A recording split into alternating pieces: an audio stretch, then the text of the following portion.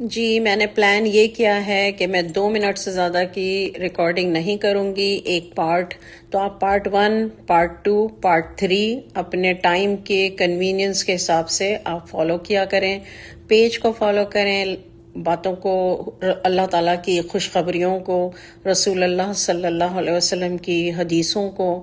لیکن ہر چیز جو ہے وہ میں نے رول آف اسلام بہت سوچ سمجھ کے اس کا نام رکھا ہے کہ رول کیا ہے اسلام کا، اس کی باتوں میں آ کر کے نہ ہم کسی کے بارے میں یہ سوچیں کہ وہ گناہ کرتا ہے یا کرتی ہے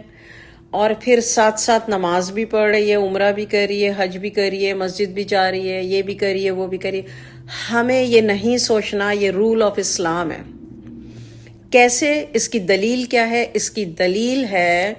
قرآن پاک کی بہت ساری آیتیں، ان میں سے ون آف دا آیت سورہ توبہ کی آیت نمبر 102۔ ٹھیک ہے، اللہ تعالیٰ فرماتے ہیں کچھ لوگ وہ ہیں جنہوں نے اپنی کوتاہیوں کا اعتراف کر لیا ہے، انہوں نے ملے جلے عمل کیے ہیں، کچھ نیک کام کچھ برے، امید ہے کہ اللہ ان کی توبہ قبول کر لے گا، یقیناً اللہ بہت بخشنے والا بڑا مہربان ہے۔ اللہ تعالیٰ خود اپنے بارے میں